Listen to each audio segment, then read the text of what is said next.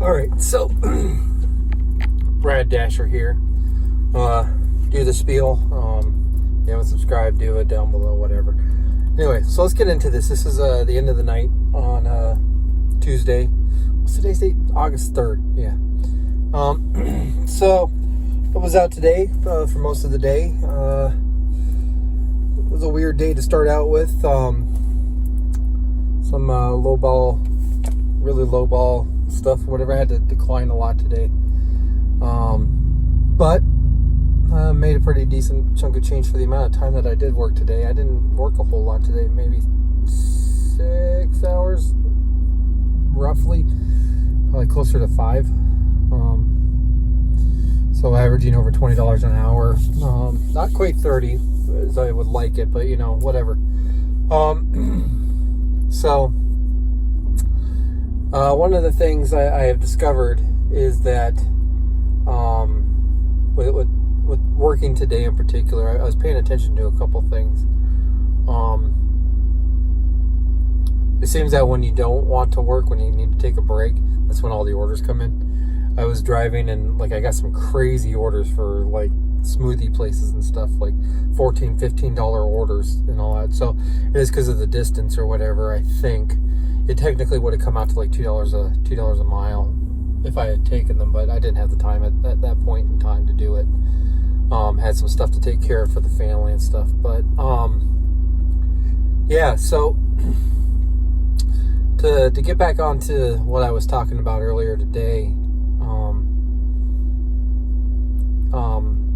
there's a video that'll be coming out specifically. I've got a couple ideas for some things I'm going to present to people.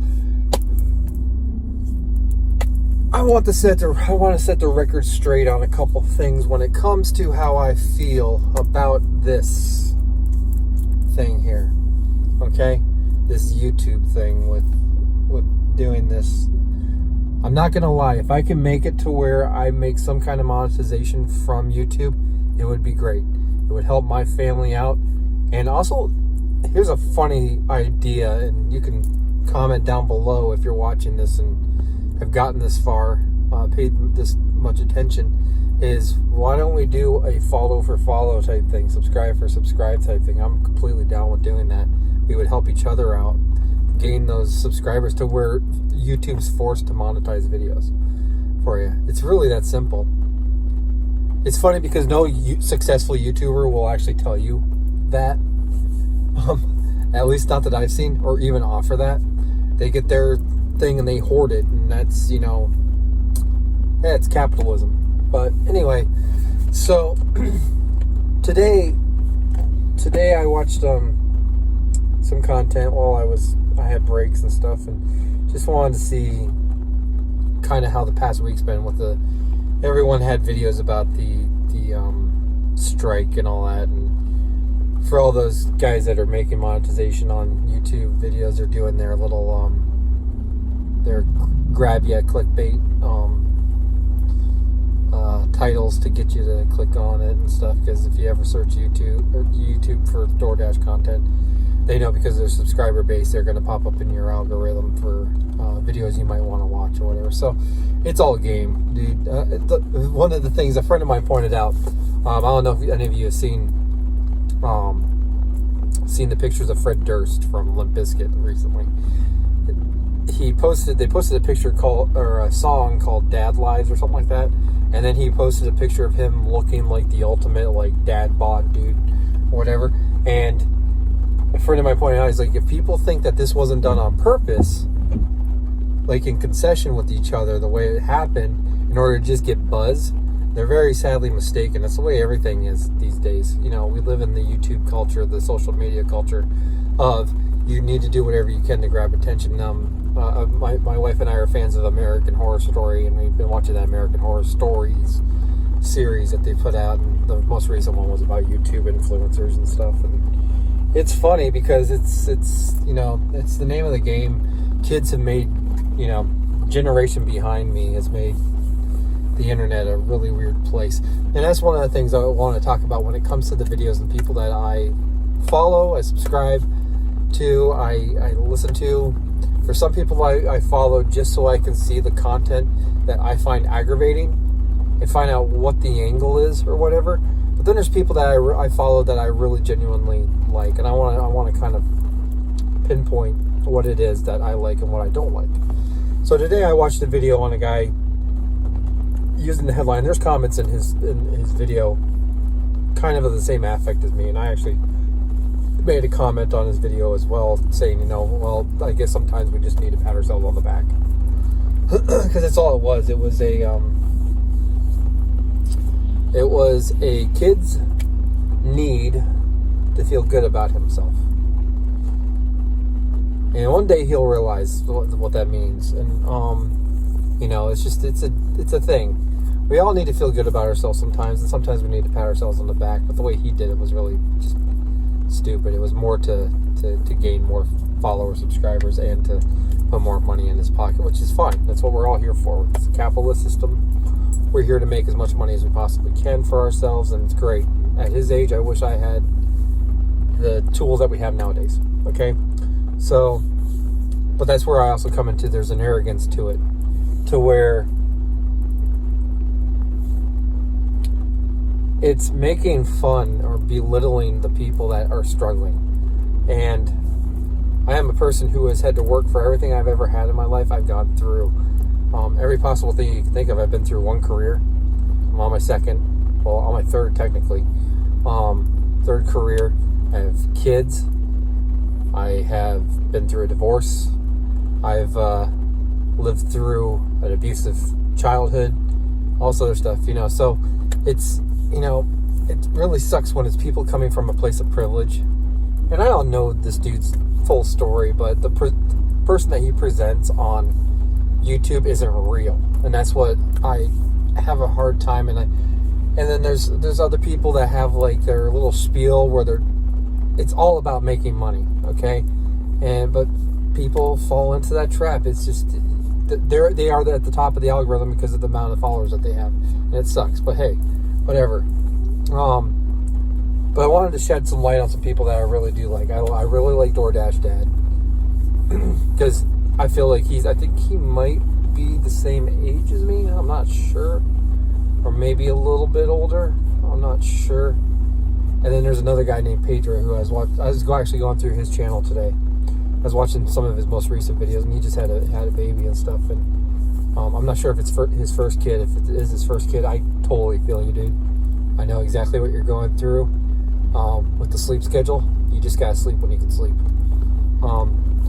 But I like Pedro because he brings a lot of positivity, and I feel like him and I are kind of kindred spirits on how we feel about this thing. There's a lot of tomfoolery going around, and it's not DoorDash. It's the people saying they want to help, or making a YouTube channel trying to promote. I mean, there's so many things that are just attention-grabbing headlines that you can use for your DoorDash thing, and that person is crazy because they're driving in the rain right now. So anyway, yeah. So I was watching some of his videos and stuff, and I really appreciate his perspective and all that. And it's much more of a realistic person who has had to, push to do this in order to be able to make ends meet, to take care of a family and stuff. So I can relate to that a little bit more than some other things that I've seen. But that being said, so today was an okay day. I made close to what I wanted to make, what I had in mind or whatever. And it took a lot of declining and stuff, and it's been everything that I said it's the same. DoorDash, if you go for the payouts that you want, it hasn't changed. And yeah, they're making it much more difficult and much more stressful probably on us. And the fact that we have to decline so much more. And then there's times where it just seems like nothing's coming through. But I did an experiment today. I would close out the app every so often, and as soon as I would turn back on, I'd get an order. I wouldn't exit out of my dash. I would just close out the app, bring it back up, and it was like it's reset itself, and then I would get an order that wasn't there before. So I think there's a lot of things that go on with the server too. It's not someone sitting there going, "Oh, I'm gonna screw over so and so today." No, it's not that simple. Now, one thing that did happen tonight is it has been raining like crazy, and it was weird today because I was driving with it moving, where it was moving to, so I got to see it from all sides or whatever. But this evening, I got some really good orders. I got some really double-digit, at least orders, and everything was a bigger payout than what it said it was. That was up until about 9 o'clock when restaurants start to shut down. Some of them are completely shut down. Some of them are starting to shut down at 9 o'clock around in this area that I work. And I tend to knock off around 9 o'clock, 10 o'clock, because then it's just 7-Elevens and stuff. And Chili's, I hate. Well, Chili's isn't bad, but there's an Applebee's I can't stand the way they do their DoorDash stuff. But anyway, that being said, I noticed like around 9 o'clock, it started to really downpour, and it got really dangerous on the roads. And I got irritated because I took a couple orders from like a Chick-fil-A and stuff like that. And you would have thought that people would tip more when they realize it's dangerous for you. No. They actually took more. It seemed like it was taking more advantage of it, the amount of base pay offers that I was seeing coming through. And I was watching people taking the base pay orders. I saw this one person who took a $2.50 base pay order from a pizza place. Now, there may be a cash tip at the end of it. I don't know. I don't take the chance with that. Considering the areas where they're going to, I don't take the chance with that. I have had some cool people that have tipped me on the app and also tipped me cash in person, and that's great. But I do everything based off of what I see in the app. Am I okay with this being the only tip I got, which is usually what it is, and then, it's great when it's a higher payout. But that being said, I noticed like around 9 o'clock, all of a sudden the orders, like the quality went crazy low. All right. And I don't know if anybody's experiences this, but what it was is, like, in my area, I live in Florida, so rain is a constant thing for us. And I realized something is that when it rains, everybody wants to be out dashing. And because they think they're gonna get huge orders because people aren't wanting to go out and get it. Well, the thing is, we all live in Florida. We're all used to this. So you pick and choose whatever. So what you do is everyone was oversaturating the market. And one tip I will give people: if you have a question as far as how saturated your market is at a certain point in time, one thing I'll say is a lot of these DoorDash guys that I watch on YouTube live in areas that somehow they're always able to dash. They don't have to worry about scheduling, whatever. I have to schedule my dashes out because there are so many people in my area that are doing it that most of the time you're fighting to get a shift to do the dash now thing. Okay. That was one of the things that there was no videos about that when I first started, and I didn't understand how any of that worked. Okay, until I finally realized I needed to get early access and all this other stuff. So it took me like 3 or 4 weeks of like having to go to other areas and work just to be able to work, because that was what was read and stuff. There was nothing telling me that this was a problem. For some reason, every single person I found could just go out and just work willy-nilly whenever they wanted to, and I'm not sure how much of that is true. Okay, it's just something that was never mentioned in any of the videos from any of the people that I watched. But back to what I was saying is, if you want to know if your area is oversaturated, go back to home on the DoorDash app.